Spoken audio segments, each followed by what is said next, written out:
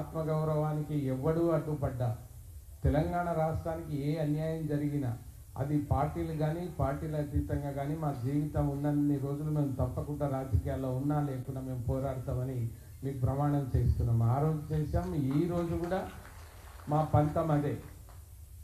ఏం చేశామని మమ్మల్ని తెలంగాణ తెచ్చినటువంటి వాళ్ళని అన్యాయం చేసినటువంటి వాళ్ళు ఇవాళ ఎక్కడ ఉన్నారో మీరు ఒకసారి ఆలోచించండి. ఈ సంవత్సరం అంతా కాంగ్రెస్ కలిసి వస్తుందేమో. కారణం ఏంటంటే ఇది ఎంపీ ఎన్నికల్లో కలిసి రాదు కూడా. ఎందుకు రాదంటే వాళ్ళు ఇచ్చినటువంటి హామీలు తప్పించుకోవడానికి ఇది ఎలక్షన్ ఇయర్గానే ఉంటుంది. ఇది మొత్తం ఇప్పుడు మన ఎలక్షన్స్, దీని తర్వాత ఎమ్మెల్సీ తర్వాత స్థానిక ఎన్నికలు, స్థానిక జడ్పీటీసీ, ఎంపీటీసీ, ఈ సంవత్సరం దాదాపు ఇంకా 5-6 నెలలు ఇట్లనే గడిస్తే ఎలక్షన్ కోడ్ పేరు మీద వాళ్ళు ఇచ్చినటువంటి వాగ్దానాలు తప్పించుకునేటువంటి దానికి ఇది కాంగ్రెస్ కలిసి వస్తుందేమో. సో మిత్రులారా, పెద్దలు మాట్లాడతారు, ఎందుకంటే ఎక్కువ వారికి సమయం ఇవ్వాలని. నేను ఒక హామీ మాత్రం మీకు ఇవ్వగలుగుతా, మీతో మాట్లాడగలుగుతా. ఏంటంటే ఇప్పుడు ఉండేటువంటి తీర్మానం మల్లన్న ఏం మాట్లాడాడో మనకు తెలుసు, ఆయన పరిస్థితి ఏందో ఎక్కడో మనకు తెలుసు. నేను ప్రశ్నించే గొంతుకనని నానా రకాలుగా ఒక మీడియా తయారు చేసుకొని ఇవాళ రేపు మీడియాకు భయపడే వాళ్ళు చాలామంది ఉంటారు. ఎందుకు ఉంటారంటే ఏదో ఒక రకమైనటువంటి సృష్టించి అది సోషల్ మీడియాలో వదిలితే అది నిజమా కాదా అని తెలుసుకునేంత వరకు సమయం పడుతుంది. అప్పటి వరకు ఆ వ్యక్తి ఎంత డ్యామేజ్ కావాలంత డ్యామేజ్ అవుతారు. ఆ విధంగా తీర్మానం మల్లన్న ఏం చేసిండో మనందరికీ తెలుసు. కానీ తీర్మానం మల్లన్నకు అవసరం పడ్డప్పుడు ఎక్కడ ఉన్నాడైనా? ఇదే బీజేపీ పార్టీ కదా నేను కాపాడింది. ఎందుకు ఇవాళ నువ్వు ప్రశ్నించే గొంతుకన్నప్పుడు నువ్వు ప్రతిపక్షంలోనే ఉండాలి. ఎందుకు వాళ్ళు ఆలోచించబడి ఇవాళ మళ్ళా ఏ పార్టీ అధికారంలో ఉంటే ఆ పార్టీ పంచన చేరిండో ఆయనే సమాధానం చెప్పాలి. ఇంకొకటి, ఏం ప్రశ్నిస్తావు నువ్వు? మాకు తెలుసు కదా, అధికారంలో ఏ పార్టీ ఉంటే ఆ పార్టీలో ఉన్న ఎమ్మెల్యేలు, ఎంపీలు గొర్రెలు ఉట్టినప్పుడు తలకాయలు ఊపవలసిందే తప్ప నువ్వు ఎవరిని ప్రశ్నించలేవు, నీతో ఏమీ కాదు, ఇది ఉట్టుట్టి మాటలు అని ఇక్కడ ఉండేటువంటి గ్రాడ్యుయేట్స్కి అందరికీ మనవి చేస్తూ ఉన్నాను. రెండవది, ఇక బీఆర్ఎస్ పార్టీలో ఉన్నటువంటి వ్యక్తి ఆయన మీకు అందరికి కూడా ఫోన్లు చేస్తున్నాడట, నేను బీజేపీలో ఉన్నాను. అరే మా తలలు తీసేసి మమ్మల్ని ఘోరంగా కేసీఆర్ మమ్మల్ని ఎన్ని చేసినా మేము పార్టీలు 10 సంవత్సరాలు మారలే. మాకు అవకాశం పార్టీ ఇంకో అవకాశం ఇచ్చింది కనుక మేము పోయినాం. నువ్వు చిన్నవాడివి, నీకేదో టికెట్ ఇవ్వలేదని నువ్వు పార్టీ మార్చి బీజేపీని ఉపయోగించుకొని ఇంత పేరు సంపాదించుకొని ఇవాళ బయటకు వచ్చి చేస్తానంటే ఏం చేయగలుగుతావు? ఏం మాట్లాడగలుగుతావు? గతంలో ఏం మాట్లాడింది? బీఆర్ఎస్ పార్టీలో ఉన్నటువంటి పల్లా రాజేశ్వర్ రెడ్డి రెండోసారి గెలిచి ఆయన ఎమ్మెల్యే కావాలని ఇవాళ పార్టీని మోసం చేసి అది ఇవాళ గ్రాడ్యుయేట్స్ను మోసం చేయలేదా? మోసం చేసి 3 నెలల ముందే వెళ్ళిపోయిండు. 10 ఏళ్లలో మన వాగ్దానాలు ఏమైనాయి? నీళ్లు, నిధులు, ఉద్యోగాలు ఎక్కడ పోయినాయి? ఎన్ని ఉద్యోగాలు ఇప్పించిండు బీఆర్ఎస్లో ఉండి పల్లా రాజేశ్వర్ రెడ్డి?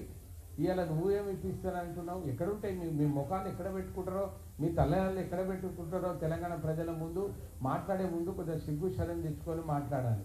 ఎంతమందికి ఉద్యోగాలు ఇవ్వగలిగినాం అనేది కొంచెం సెన్స్ అని ఉండాలి కదా. మాతో డిబేట్లకు రండి, అక్కడ మాట్లాడండి. మీ చరిత్ర ఏంది, మీ బతుకులేంది, మీరు ఎందుకు ఆ బీఆర్ఎస్ పార్టీని ఇంకా నమ్ముకొని ఉన్నారో మాకైతే అర్థం కాదు.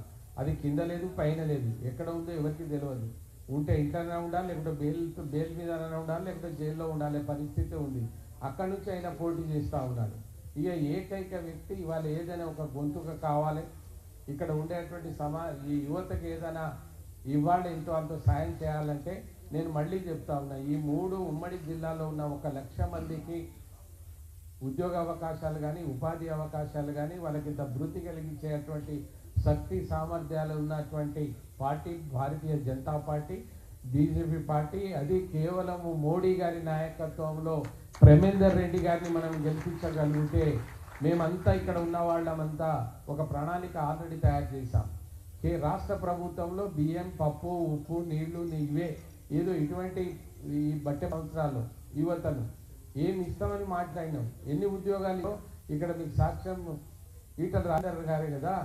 ఏది తెలంగాణ అంటేనే ఒక ఎలిగారు, తెలంగాణ అంటేనే విప్లవానికి ఇక్కడ అన్యాయం జరిగిన ఒక విప్లవం కొరకు ఎలిగారని తయారు చేసేటువంటి మనస్తత్వం కలిగినటువంటి ప్రాంతంలో పుట్టినటువంటి ఈటల రాజేందర్ గారు ఆ రోజు ఒక మాట అన్నాడు, మామూలు సార్ ఆర్టీసీ సమ్మె చేయడం వాళ్ళ జన్మ హక్కు అంటే నువ్వు పార్టీలో ఉంటే హక్కు అంటావా? మరి ఏమనాలే? నీ కాళ్ళు పట్టుకుంటా కూర్చోవాలా? నువ్వు తాకుంటుంటే సీసాలు తీసుకోకు. ఏం చేయాలి? మా లాంటి మేధావులు, మీ పోరాడి తెలంగాణ తెచ్చిన వాళ్ళు ఏం చేయాలి? మేము మాట్లాడకూడదా? మాట్లాడితేనే కదా గతి పట్టింది తెలంగాణ. అటువంటి తెలంగాణ ఏం బుద్ధి చెప్తారో ప్రజలు చెప్పారు. ఈ 1,00,000 మందికి ఏమైనా ప్రధానమంత్రి ఎంప్లాయ్మెంట్ స్కీమ్ ఉంది, డిక్కీ అనేటువంటి స్కీమ్ ఎస్సీ ఎస్టీ కొంతమందికి ఎవరైతే నిపుణులలో వాళ్ళకి ఇవ్వాలనేటువంటిది, పోతే స్టార్టప్ మంచి స్కీమ్స్ ఉన్నాయి, మంచి ప్రోగ్రామ్స్ ఉన్నాయి కేంద్ర ప్రభుత్వం దగ్గర.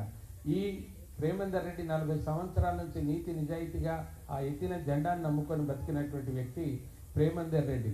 రేపు వారికి మోడీకి డైరెక్ట్ అనుసంధానం ఉంది, పోగలుగుతాడు. సార్ నా దగ్గర యువత ఇంత ఉంది, మనం ప్రతిపక్షంలో మేము అక్కడ ప్రతిపక్షంలో ఉన్నాం, మా వాళ్ళకి ఈ స్కీమ్స్ ఇవ్వమని చేయగలిగే శక్తి కలిగినటువంటి వ్యక్తి ప్రేమేందర్ రెడ్డి.